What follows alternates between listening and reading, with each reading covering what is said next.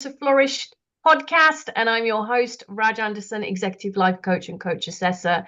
And as always, I'm excited to be here with John Andrew Williams, who is the founder of Coach Training EDU. How are you, John? I know there's been storms and things or electrical challenges today. How's it going for you? Better now that everything is now working again. It felt like it got off to an interesting start to the morning. And yeah, it's amazing how much we rely on this technology now. But I'm really grateful it's working, grateful to be here, and happy January, mid-January, everyone. Yeah, it is. And it can be quite disruptive, can't it? As you said, we rely on technology, and when things start to go off or haywire, how do you stay grounded in those moments, John? I don't know. I don't know how well I did. Like at a team meeting that I prepped for, I prepared stuff.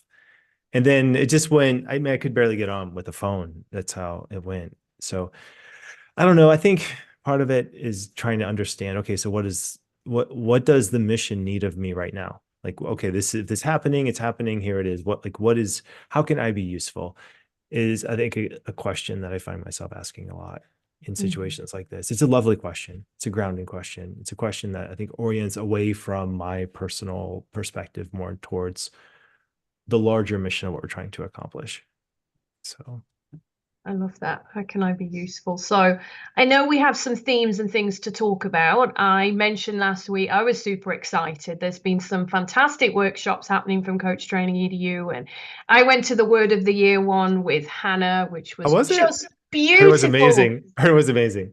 It was amazing. And we all know, I Mm. mean, Hannah's outstanding anyway, but she just created this fantastic environment for all of us. It was a large group of us on there, and she created this great space, with pause and an opportunity to reflect. And I mean, what was lovely for me Mm. was to just be able to be a participant. I was there being a participant and just enjoying being led through some real deep coaching, actually. So I really enjoyed it. I would encourage anyone who's listening to look out for these kinds of workshops. And I just took so much insight away from that. And I'm excited because there's another workshop coming up on Thursday with you, John. Can you tell us a bit about that? Thank you. Yeah, I am looking at the ICF's newest accreditation with team coaching, and we're diving into it, diving into the theory of team coaching, what it looks like to do coaching with a team. And then one of the questions that has come up recently from people who are asking about it is about group coaching, and what are the similarities and differences between team coaching and group coaching. And if you are interested in group coaching, like what does that look like? And I think, I mean, in looking at the ICF, like what the ICF is trying to do is provide structures and systems for if you're working with this specific population, these are the guidelines, these are best practices. And basically, when you're looking at team coaching, the main guideline is how do you treat working with the team in a similar way that you would treat working with an individual, which is empowerment. So, literally, how do you empower teams? And the answer is remarkably the same. You do it through curiosity. But when you're working with the team, you have to also have a little bit more structure. And so the ICF is doing this interesting dance between it being an instructor, leading a bunch of people through a workshop like what Hannah was doing. That's like masterful group work. Where you're leading a group of people through an exercise, a common exercise where every individual has an experience. The difference between group coaching and team coaching is team coaching would take that experience and ask, okay, how do we want to work together as a team to accomplish this common vision? When you're working with the group, it's how do you want to take what we've done together and to use it individually in your own life? So that's the key difference, but it's the same process. So we're going to talk a little bit about, and we'll explore this upcoming Thursday. How do you explore that process of working with a team or a group of people, leading them through a common exercise, a little bit of the theory behind that, the guidelines of the ICF, and then also the business aspect of it too. If you're really interested in the business aspect of team coaching, group like working with groups, what are some of the best practices we've seen, what works well? That's what we're doing Thursday. That's really helpful, John. Just listening to you and the difference between, the team coaching and the group coaching it often gets confused, doesn't it? Like people Mhm. can get those two ideas and concepts confused. Um, who should be coming to your workshop on Thursday? Who is it for? What type of coaches? It's coaches who really want to stretch their coaching abilities and also open up the opportunity of adding working with a group or a team to their coach service offerings. Like that's if you ever thought, yeah, I totally want to do this, working like offering coaching to more than one person at a time. This is that, and for me, when I came at coaching, this is almost 20 years ago now, as a teacher, looking at, I was used to working with groups of people. And then I found coaching. I thought, this is amazing because it's one-on-one. It doesn't really exist anywhere in education where you would work one-on-one with someone unless you're, competing or there's something wrong. But this is different. This is a different kind of communication. Now, what's fascinating for me about taking this one-on-one coaching work and then applying it back to a group of people is, well, how do you maintain that container of what it's like to work one-on-one, but to bring that to a group, and especially to bring that to a group of people who have a common goal. And that to me is amazing when you think about we'll talk like the technology of communication that coaching offers. It's very exciting. So, what can be the impact of either I mean, and take them individually. What would you say is the impact of team coaching? Like, why is it important for us to learn about it? Yeah, I think represents like from like a coaching field standpoint, I think what it does is it represents one of the frontiers of coaching, which is if you're looking at the coaching model that's based in curiosity and empowerment, how do you apply that to a larger group of people? That's that's interesting. You know, Another thing about team and group coaching is from a pure business standpoint. Uh, let's say you're working with a group of people and they don't want to pay for an individual coaching session. You can offer a lower rate to a larger group of people, still make a living as a coach, and have an extra offering that more people can have access to. That matters. That has social impact. So it's not just for your sake of your business, but also how can you become a more effective coach to a larger number of people. That's what this work is about. Yeah. I've enjoyed group coaching myself a lot, being a participant in it. Even if I think about, as I said, Word of the Year workshop that I was in, and we were a group, and we were in deep coaching, we were individually working through and reflecting on things. Yet hearing from other people gave me light bulbs. So there was that, John calls it borrowed insight. There was that inspiration. Yet it also helped me with when I've been in other sessions, not feel alone. You kind of have commonality with people as well, hearing them share their vulnerabilities and their journey. Um, and I've heard that a lot from sessions that I run with groups as well. What are your thoughts on that kind of shared environment? I love borrowed in. I mean, just the concept. I was just talking about this last night too. There was a coach I was talking with, and she was sharing her experience working with clients, how she gains a lot as a coach sometimes, working with a client thinking, oh, I'm in the same thing. Like, let's find out more together, that kind of experience. But yeah, I mean, the idea of, a borrowed insight is when you're a coach and you're working with a client and the client has some insight or some amazing breakthrough, as a coach to take a piece of that and to apply it to your own life. It's a borrowed insight. The When you're working with a group of people, I think there's permission in this space. It's like when you see one person have a breakthrough or one person take a mental emotional risk where they make the leap, that gives permission for other people to make the same or similar leaps in their own lives. It's a really powerful thing when a skilled practitioner creates a space where that's safe to do. And there are some guidelines, I guess, that teachers, go through when you're working with, classroom management guidelines. One of the big ones, for example, is, let's say you're a teacher, you're leading a group of people, and something comes up, like, you get challenged in some way, and you feel like you have to win the group, you have to win their trust. they're asking, how are you going to take this? Because how you treat that one person who might be challenging an idea you have or might be hard, like how you treat that one person is how the whole group is going to feel. And it's a crucial moment. It happens a lot, especially let's say we are an executive coach and you're working, you're entering a group of people and, people have interesting ideas about what it is or isn't like to work with a coach. You might get challenged right away. How you deal with that challenge is absolutely essential. And that's, for example, one of the things that we'll cover and talk about. I'm curious, Raj, in your own experience, I'm sure this happened to you. What are some of the ways that you have as an executive coach approached when people challenge you in this space, or or the field of coaching in general? Yeah.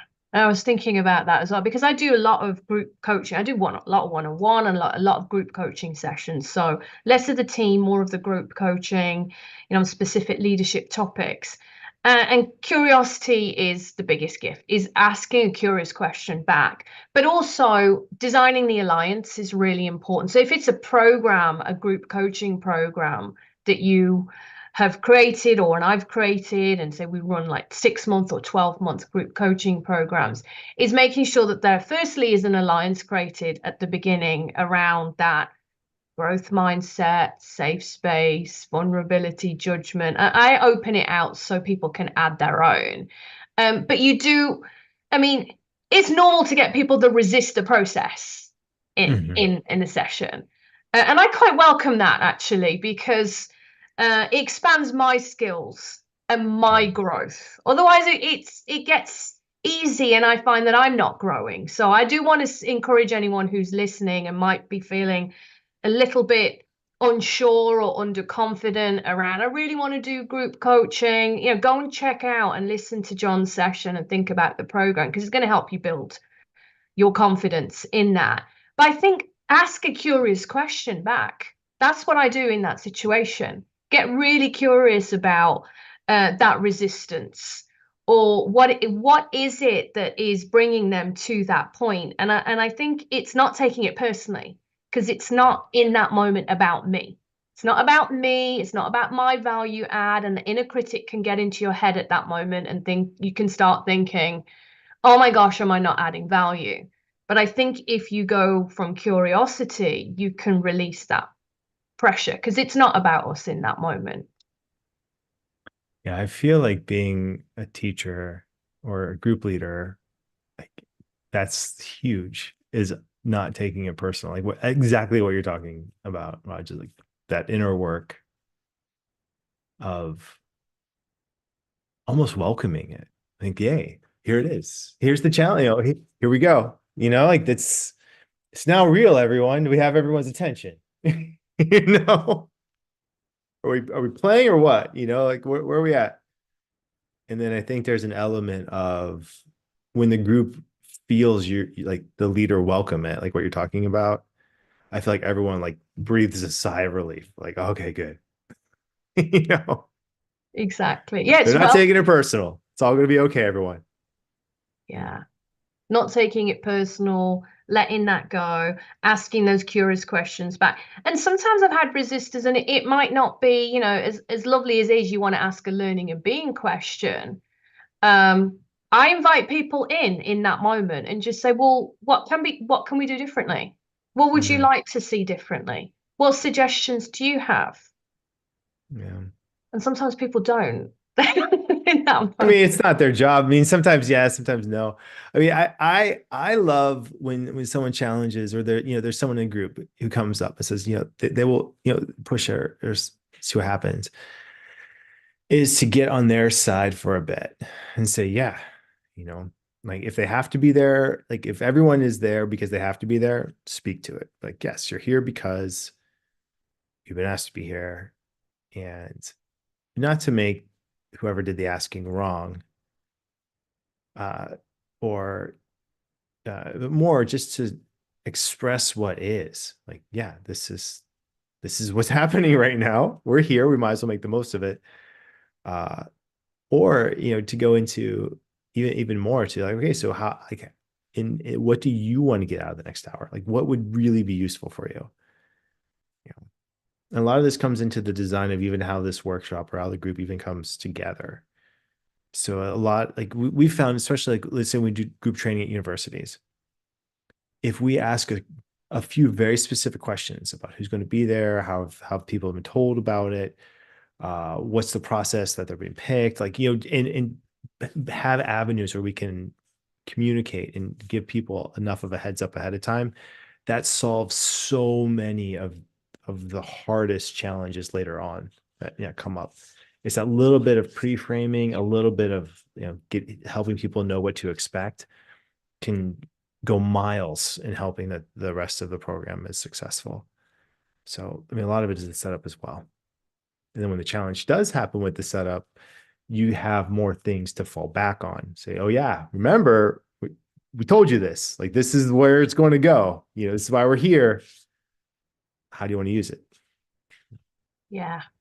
Yeah. What I'm hearing from you then is that pre-framing, the setup, talking about those expectations. There is this piece around not taking it personally and letting go. And we circle back round to that question right at the beginning. You were asking yourself today, what's most useful? And even asking that simple question in the session, what would be most useful for you, is so powerful. So John, I'm thinking, what if there's somebody's listening right now and they're like, oh, I really want to get into group coaching. I really want to get into team coaching. I feel like I've only just started to really get to grips with my one-on-one coaching skills, and I feel nervous about whether I should do this or not. What words of wisdom do you have for them today? I don't know. And just do it. I don't know. Come to the workshops, try it out. And I think the harder part, so anytime you're working with a team or group or thinking about coaching in general, I think there are two specific challenges. The first is getting your skill set, developing the skill set to do the thing, deliver an amazing product or service. I think to me that's the easy part because that's something that you can control. It's something you can practice at, and everyone has general ability to become an amazing coach, especially when you lean into curiosity. You do a lot of the fundamentals correctly, the skill sets will come. It just takes practice. So that to me, I feel like most people are very stressed about, well, am I good enough to do this? The answer is absolutely yes. It just takes practice. I've been there. I spent 2 years in, I call it coach agony, of trying to figure out, well, what was a good coaching session? How could I coach? Like, so it was painful. And I feel like a lot of what I designed in this program came out of that pain to help other people avoid the pain as best as possible. But there might not be any way around it. You got to get through the awkward coaching stage. You can do that through practice. Second problem is marketing coaching, doing the business side of group coaching. To me, that's the harder of the two problems.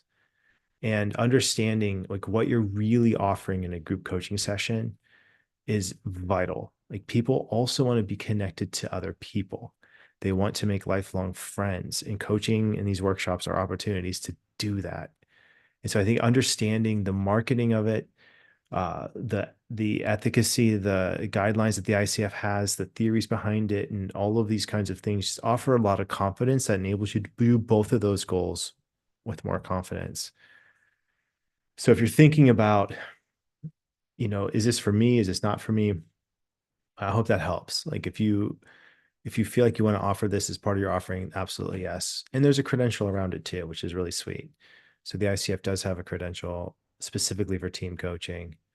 We'll explore that. So we have a workshop coming up this Thursday, another one on Wednesday, and then class starts about 2 weeks from now. Maybe 3 weeks. Two in a day. 2 in a day. So there's a couple of opportunities for people to have a taster session or learn more about it with you. Absolutely. Okay, I'm excited about this one. I think I'm gonna see if I can come to one of these sessions and hear more. I like the fact that you're saying, there is a credential around this as well. I would encourage people because it really does help to build that confidence, doesn't it? When you learn that confidence, you build it in a one-on-one, but it's very different when you are in that group environment.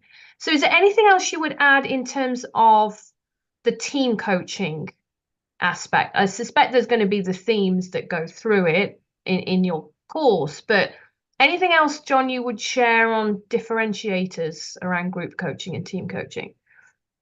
Yeah, it's fascinating. I think that with when you're working with a team, well, I mean, all depends on the setup. I think when you're working with a team, the you know how you set up the coaching differs from when you're working with a group in terms of marketing it. But the marketing is, I mean, there are similarities and differences, and I think they're actually instructional.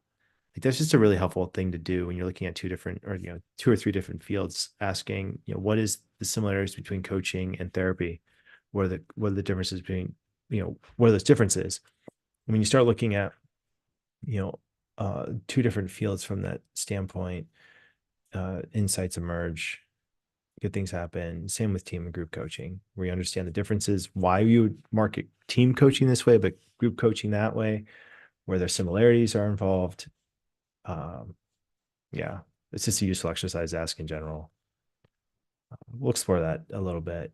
But I'm very interested in the business side of this because that's where I think that a lot of coaches, I've seen a lot of coaches be successful. I've also seen a lot of coaches flounder, and understanding how to market this thing is, I think, half the challenge of being a successful coach.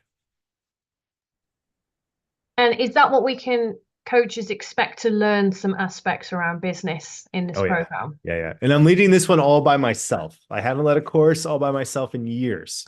So this is also a new thing for me. It's only 8 weeks too, so it's not long. I'm going to, just dip a little bit and see if I can manage doing this and keep all the other projects rolling at the same time.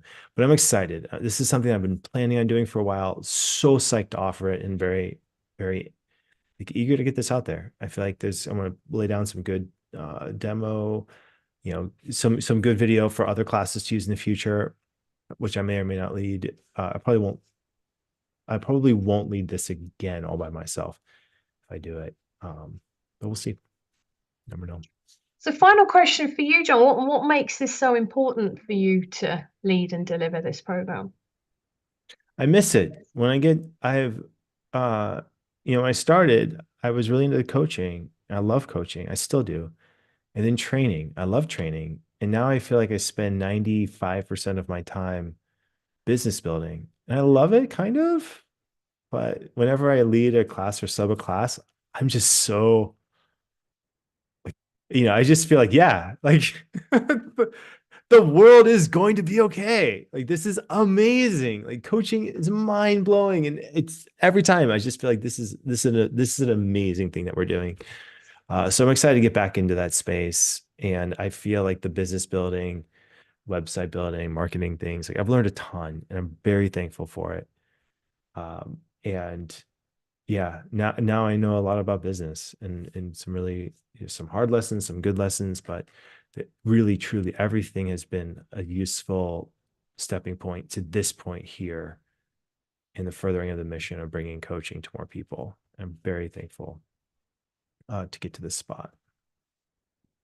Well, thank you, John. I'm thankful for you. We are thankful as a community. I'm just excited for all these fantastic opportunities and programs that are coming as well. So thank you for sharing that with us today.